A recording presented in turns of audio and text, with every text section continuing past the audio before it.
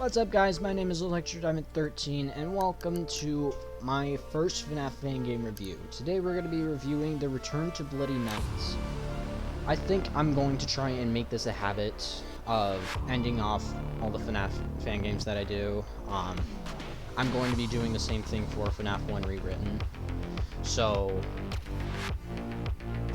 that should come out a week after this. Okay, so I'm going to be rating the game off 4 main points: difficulty balance, graphics, and gameplay. I'm not gonna focus too much on like the cutscenes or the lore, because that's not something I really look in when it comes to a FNAF game. So without further ado, let's get into it. So the difficulty. So the thing that made me interested in the game was the fear factor, and that was present from beginning to end. The difficulty was unexpected. I expected it to be something like Five Nights at Candy's, which wasn't the most difficult FNAF game. It was more well known for its quality, and I guess for the story that I told. I didn't expect this game to be as difficult as it was, but I still enjoyed it nonetheless. That brings us to difficulty balance. Now, what I mean by this is, was the difficulty fair? So, I guess before I continue, I should mention that for the sake of being easy to recognize the different characters, I'm going to refer as Fredbear as Fredbear, Spring Bonnie as just Bonnie, Spring Bonnie 2.0 as Spring Bonnie, Fredbear 2.0 as Freddy. I've just been calling them that since the second episode I did on Return to Bloody Nights. It's just confusing using Fredbear 2.0, Spring Bonnie 2.0, so that way it's just easier for me and easier for you guys to understand. So I think for the first 2 nights it was sort of a given. It was sort of a preview. I think it was a little difficult on the 3rd night. I think it was a little harder than it had to be. Because it introduced 3 new animatronics. So on the first night, it was just Bonnie. Second night, it introduced Fredbear.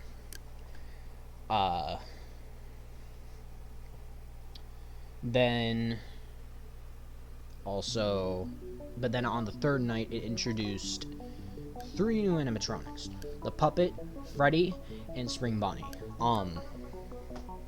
To introduce 3 characters on one night, that seems a little harsh for me. That's something that one of the older versions of SCP the Endurance did. So for my night 3, it introduced 096 and 079.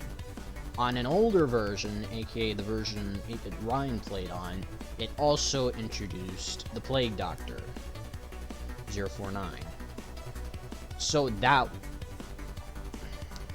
I guess, like Freddy or Spring Bonnie, maybe one of them could have been introduced on night 4. To introduce all 3 of them on night 3 was kinda harsh.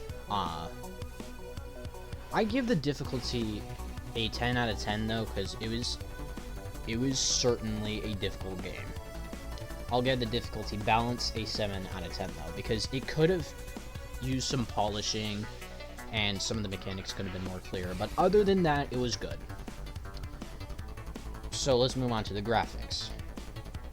Graphics were well above the average FNAF fan game, obviously. I think it could have possibly...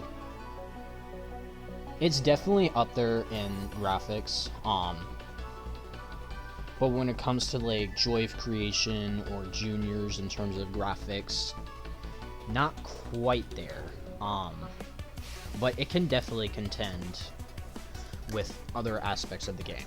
So for the graphics, I'll give it an 8 out of 10. Gameplay wise, I found it fun and enjoyable and difficult in a way that made it fair. So something I liked is that all the mechanics, there's something you would have seen in like one of Scott's games, but they had a twist to them that made them feel like their own game. That made the game feel like its own game. So the mechanics felt somewhat original, but they also had throwbacks to the original game.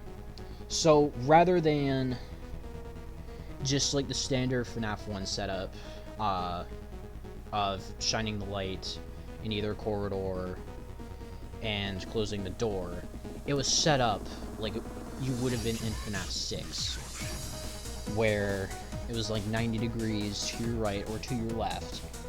And something else that I think they did well with integrating was that instead of you just seeing the animatronics right in front of you, instead they pop up with a miniature jump scare. I think that was something good and effective that the devs did, and that definitely caused me to panic sometimes. And I'm also glad that not all of the animatronics kill you, in reference to the puppet. Because it's one thing to have like a bunch of animatronics that each have their own individual mechanics that can each kill you. It's something else when there are some that just try to get others to get to you instead of just them killing you. So that's something, and the fact that whenever you got jump scared by the puppet, the night became more difficult. I think that was a smart move. So